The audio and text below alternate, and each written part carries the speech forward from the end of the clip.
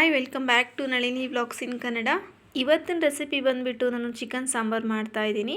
ತುಂಬಾ ಡಿಫ್ರೆಂಟ್ ಆಗಿರುತ್ತೆ, ತುಂಬ ಟೇಸ್ಟಿಯಾಗಿ ಕೂಡ ಇರುತ್ತೆ. ಈಗ ಬನ್ನಿ ಹೇಗೆ ಮಾಡೋದಂತ ನೋಡೋಣ. ವಿಡಿಯೋ ನೋಡೋಕ್ಕಿಂತ ಮುಂಚೆ ನನ್ನ ಚಾನಲ್ನ ಯಾರೆಲ್ಲ ಸಬ್ಸ್ಕ್ರೈಬ್ ಮಾಡಿಲ್ಲ ಫ್ರೆಂಡ್ಸ್, ಪ್ಲೀಸ್ ಹೋಗ್ಬಿಟ್ಟು ಸಬ್ಸ್ಕ್ರೈಬ್ ಮಾಡ್ಕೊಂಡು ನೋಡಿ. ವಿಡಿಯೋ ಇಷ್ಟ ಆದರೆ ಲೈಕ್ ಮಾಡೋದು ಮಾತ್ರ ಮರಿಬೇಡಿ. ಹಾಗೆ ಕಮೆಂಟ್ ಬಾಕ್ಸಲ್ಲಿ ಕಮೆಂಟ್ ಮಾಡಿ ನಿಮ್ಮ ಫ್ರೆಂಡ್ಸು ಮತ್ತು ಫ್ಯಾಮಿಲಿಗೆ ಶೇರ್ ಮಾಡಿ.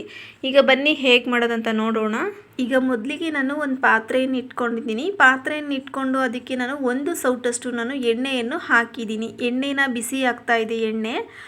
ಈ ಕಡೆ ಹುರಿಯೋದಕ್ಕೆ ನಾನು ಏನೆಲ್ಲ ತೊಗೊಂಡಿದ್ದೀನಿ ಅಂತ ನೋಡೋಣ. ವಿಡಿಯೋ ಲೆಂತಿ ಆಗುತ್ತೆ ಅಂತ ಅಂದ್ಬಿಟ್ಟು ನಾನು ಚಿಕನ್ ಸಾಂಬಾರು ಮಾಡ್ತಾನೆ ನಾನು ತೋರಿಸ್ಕೊಡ್ತಾ ಇದ್ದೀನಿ. ಯಾರು ವಿಡಿಯೋನ ಸ್ಕಿಪ್ ಮಾಡೋಕ್ಕೆ ಹೋಗಬೇಡಿ. ಈಗ ಮೊದಲಿಗೆ ನಾನು 5 ಪೀಸಷ್ಟು ಚಕ್ಕೆ ಹಾಗೂ ಒಂದು 8 ರಿಂದ 9 ಲವಂಗ, ಒಂದು 3 ಟೊಮೊಟೊ ಕಟ್ ಮಾಡಿ ಇಟ್ಕೊಂಡಿದ್ದೀನಿ. 2 ಗೆಡ್ಡೆಯಷ್ಟು ದೊಡ್ಡದಾಗಿರುವಂಥದ್ದು ಈರುಳ್ಳಿನ ನಾನು ಕಟ್ ಮಾಡಿಬಿಟ್ಟು ಇಟ್ಕೊಂಡಿದ್ದೀನಿ. ಹಾಗೆ ಒಂದು 1/4 ಟೀ ಸ್ಪೂನಷ್ಟು ಮೆಣಸು. ಈಗ ಎಣ್ಣೆ ಕಾದಿದೆ. ಎಣ್ಣೆ ಕಾದ ನಂತರ ನಾನು ಚಕ್ಕೆ, ಲವಂಗ ಹಾಗೂ ಮೆಣಸು, ಈರುಳ್ಳಿಯನ್ನು ಹಾಕ್ಕೊಂಡು ನಾನು ಸ್ವಲ್ಪ ಫ್ರೈ ಮಾಡ್ಕೊಳ್ತಾ ಇದ್ದೀನಿ. ನನ್ನ ಚಾನಲಲ್ಲಿ ಹೋಗ್ಬಿಟ್ಟು ಚೆಕ್ ಮಾಡಿ ಫ್ರೆಂಡ್ಸ್, ತುಂಬ ರೆಸಿಪೀಸ್ ಎಲ್ಲ ಹಾಕಿದ್ದೀನಿ, ಚಿಕನ್ ರೆಸಿಪೀಸ್ ಎಲ್ಲ ತುಂಬಾ ಹಾಕಿದ್ದೀನಿ. ಈಗ ಈರುಳ್ಳಿ ಎಲ್ಲ ಫ್ರೈ ಆದ ನಂತರ ನಾನು ಟೊಮೊಟೊವನ್ನು ಹಾಕ್ಕೊಳ್ತಾ ಇದ್ದೀನಿ.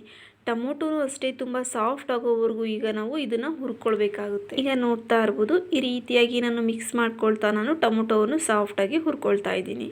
ಈ ರೀತಿಯಾಗಿ ಹುರಿದು ಮಾಡೋದ್ರಿಂದ ಸಾಂಬಾರು ಟೇಸ್ಟೇ ಒಂಥರ ಡಿಫ್ರೆಂಟಾಗಿ ತುಂಬಾ ಚೆನ್ನಾಗಿರುತ್ತೆ. ಈಗ ನೋಡ್ತಾ ಇರ್ಬೋದು, ಟೊಮೊಟೊ ಎಲ್ಲ ಸಾಫ್ಟ್ ಆದ ನಂತರ ನಾನು ಶುಂಠಿ ಹಾಗೆ ಬೆಳ್ಳುಳ್ಳಿಯನ್ನು ಹಾಕ್ಕೊಳ್ತಾ ಇದ್ದೀನಿ.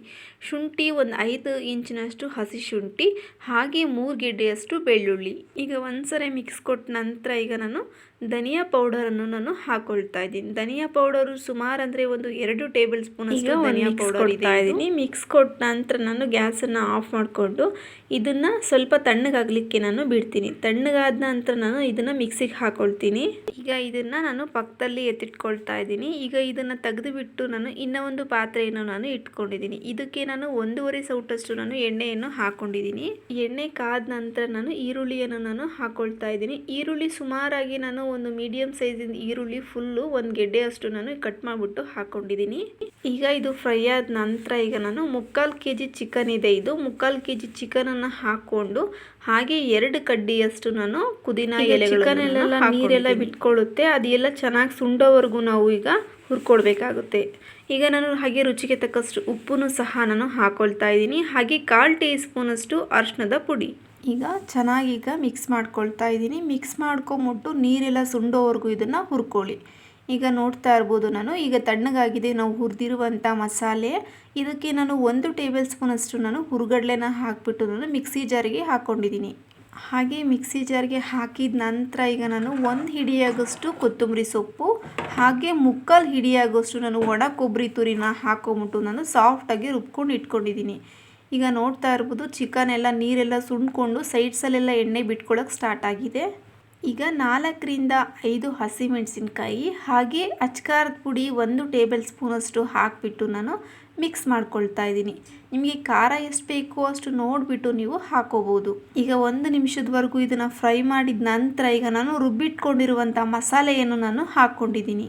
ಇದೂ ಅಷ್ಟೇ, ಹಸಿ ವಾಸನೆ ಹೋಗಬೇಕು ಅಂತ ಏನಿಲ್ಲ. ನಾವು ಎಲ್ಲನೂ ಹುರಿದ್ಬಿಟ್ಟು ಮಾಡೋದ್ರಿಂದ ತುಂಬ ಬೇಗನೆ ಸೈಡ್ಸಲ್ಲೆಲ್ಲ ಎಣ್ಣೆ ಬಿಟ್ಕೊಳ್ಳೋಕೆ ಸ್ಟಾರ್ಟ್ ಆಗುತ್ತೆ. ನೋಡ್ತಾ ಇರ್ಬೋದು, ಸೈಡ್ಸಲ್ಲೆಲ್ಲ ಎಣ್ಣೆ ಬಿಟ್ಕೊಳ್ಳೋಕೆ ಸ್ಟಾರ್ಟ್ ಆದ ನಂತರ ಈಗ ನಾನು ನೀರನ್ನು ನಾನು ಹಾಕ್ಕೊಳ್ತಾ ಇದ್ದೀನಿ. ನಿಮಗೆ ಯಾವ ಹದ ಬೇಕೋ ಆ ಹದಕ್ಕೆ ನೀವು ನೀರನ್ನು ಹಾಕ್ಕೊಳ್ಬೇಕಾಗುತ್ತೆ.